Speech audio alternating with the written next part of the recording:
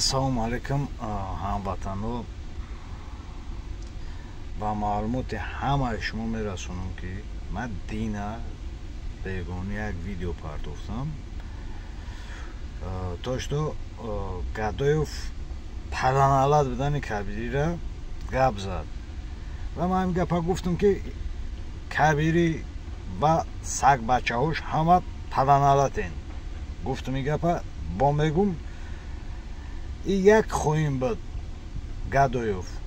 با مسئله دیگه خوینه هاش میمونه همه خوینای خودشان آدمای خودی همی کبیری نسبت همی سگ این همی سگ نسبت این همی سگ که از در نمیجا من صورت چه میمونم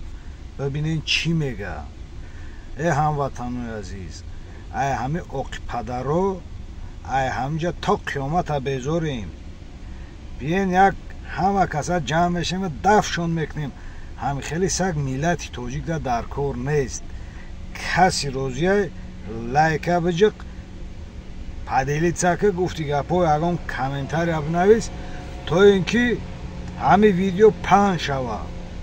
مو ویدیوش هم لایک بزنیم پنج شوه بخاطری ملتی توجیک آگاه باشه تا کدام اندازه این سگای لعین این ملت غارت کردستن دزدی کردستن فریب کردستن نازد 24 آقی پدرهایی که خون این ملت خیلی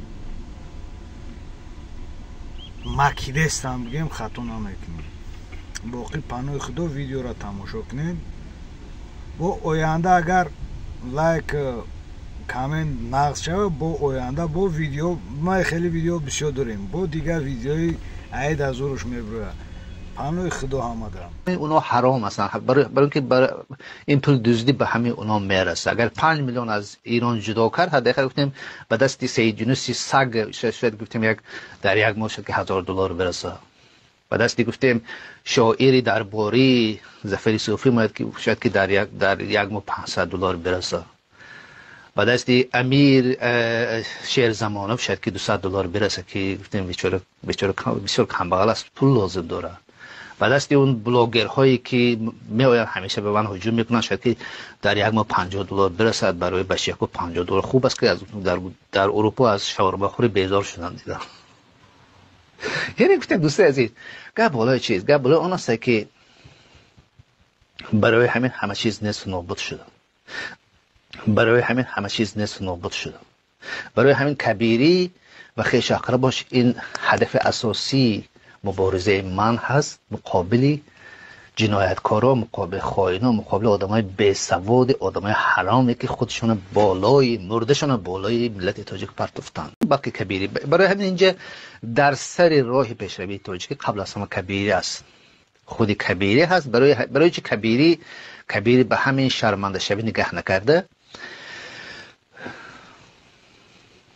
در این همچون رهبری پیمان ملی و این چیزای بر دروغ که اینا ساختن میماند برای اینکه کبیری یک اگانه آدم با اعتماد است برای این گروه جنایی ایرانی ها که از سپاه پاسداران است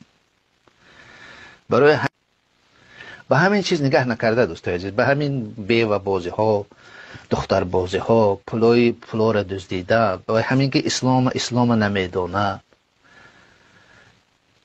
پیوه را دوست می‌داره در یک نشست یک چند بطل که پیوه تمام میشود حتی 5 وقت نماز نمیخونه در همون وقتی که من امروز کاوش میبرم بالای کبیری وقتی که گفتیم رهبری حزب نصر اسلامی حتی 5-10 سال قبل از این اونا میگفتن که حداقل کبیری اگر 5 وقت نماز خوند ما راضی میشدیم یعنی که کبیری حتی 5 وقت نماز نمیخوام قبلا امروز در اروپا که این بیزنس ها این پولای زیاد میآید این در نوک فیسبوک باید که 24 ساعت بشینه و از طریق فیکاش با آدما حقا این فیکای رو ببینید چگونه گپای از همه فیکاش معلوم است که چگونه سطح معنوی آدم سطح ایمانی آدم چگونه پایین است دشمنی رقم 1 مخالفین این امروز کبیری است اگر اول باید کبیری را دست بکنیم با خویش اقرباش و این آدم و این آدم دشمن اساسی ما مخالفین. این آدم مخالف نیست. برای همین اینجا گفتیم وقتی که همه آدمای گفتیم کبیری، چاپلوسای کبیری میگن